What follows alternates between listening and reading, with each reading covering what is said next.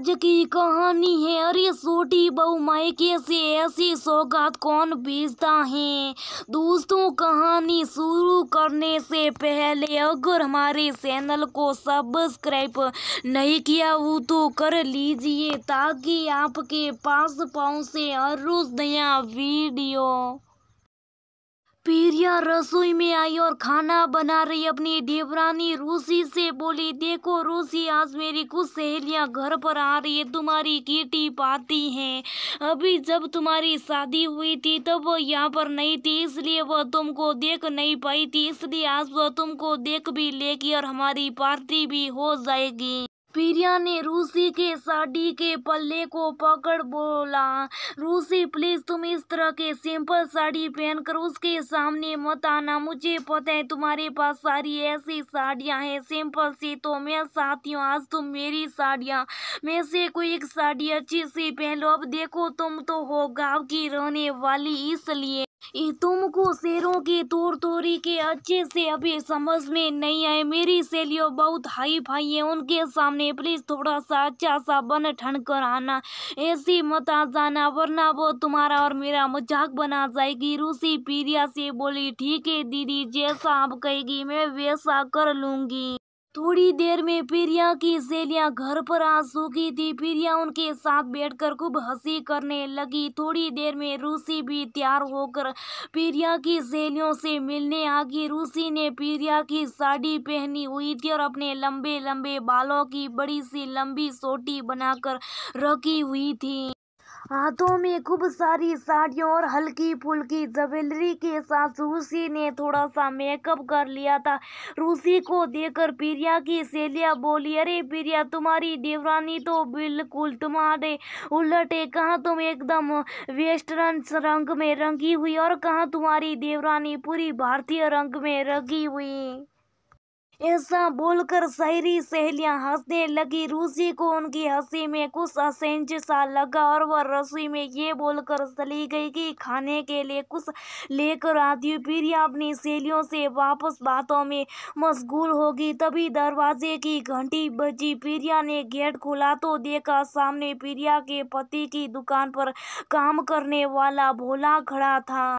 अपने साथ में एक बड़ा सा सामान का बोरा लेकर प्रिया को देखकर वो बोला, भाभी जी, ये छोटी बहू के गांव से है, कुछ सामान है, इनके बाबूजी ने भेजा था। आज कोई शेर आया था इनके गांव से तो उसके साथ तो वो दुकान पर ही दे गया।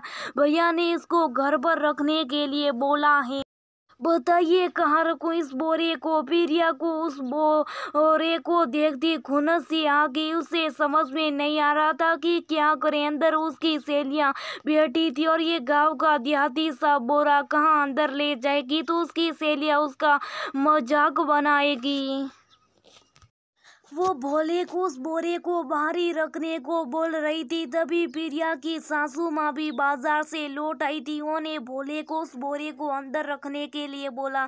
भोला उस बोरे को अंदर रखने के लिए जैसे उठा कर चला, 2 कदम चलती भोले से उस बोरे की पकड़ छूट गई और वो बोरा नीचे गिर गया और खुल गया और उस बोरे में रखा सामान, तरबूज और कुछ खेत की ताजी सब्जियां नीचे गिर गई। प्रिया की सासू माँ भोले पर चिल्लाई, अरे भोला, थोड़ा संभल कर पकड़ो इस बोरे को, छोटी बहू के मायके से आई हुई सौगात है, थोड़ा तो ख्याल रखो।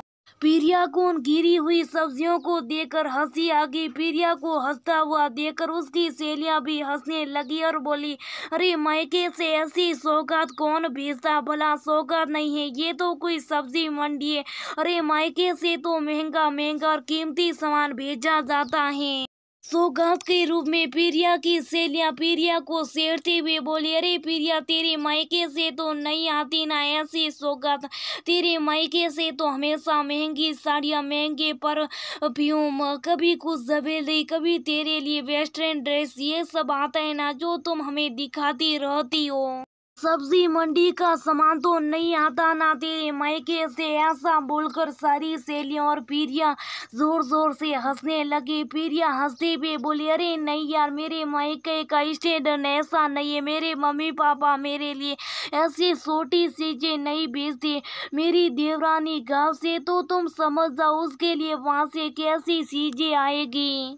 प्रिया की सासू माँ ने प्रिया को डांटते हुए कहा, बस बंद करो प्रिया ये हंसना। रे तुम क्या जानो मायके से आई हुई एक छोटी सी छोटी सौगात कितनी बेकीमती होती है। बड़ी बहू अरे मायके की तो मिट्टी भी एक बहुत बड़ी सौगात होती है। बेटियों के लिए मायके की सौगात सौगात होती है, वो छोटी और बड़ी नहीं होती। मायके की हर चीज में बेटी के लिए प्यार और अपनापन छुपा होता है, उसके माँ बाप का आशीर्वाद होता है। रे छोटी बहू के बाबा के खेती बाड़ी का काम करते, तुम्हें क्या पता रूसी का उन खेतों से उन खेतों में पैदा हुई चीजों से कितना लगाव है। ये चीज तुम्हारे लिए छोटी होगी पर रूसी के लिए उसके लिए ये चीजें दुनिया का बेकिस्मती खजाना है, क्योंकि ये चीज उसके मायके से आई है और उसके बाबा की मेहनत। इन सब चीजों को उगाने में ये सौगात नहीं भावना होती है।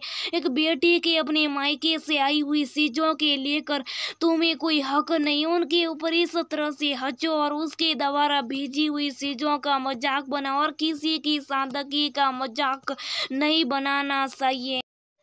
रूसी और उसके मायके वाले बहुत सरल और सादगी से जीवन जीने वाले हर लोगों का अपना सत्र और अपना रहन सहन होता है। किसी को कोई हक नहीं बनता उसके बारे में टिप्पणी करने का। तुम्हें रूसी के रहन सहन को लेकर भी कोई हक नहीं है टिप्पणी करने का। तुम्हें जैसे रहना है तुम रहो और रूसी को जैसे रहना है उसको उसके हिसाब से रहने दो। तभी वहां पर रूसी भी आखिर वो बिना किसी से कुछ बोले अपने बाबा की भेजी हुई चीजों को जमीन से उठाने लगी और उन्हें बोरे में वापस भरने लगी। उन चीजों को सुकर रूसी की आंखों में आंसू आ रहे थे। रूसी के मायके की सौगात उसको उसके माँ बाबा की याद दिला रहे थे। रूसी के आंसुओं से निकली कुछ बूंदों ने प्रिया और उसकी सहेलियों की बोलती बंद कर दी थी। वो सब शर्मिंदा थी अपने व्यवहार पर।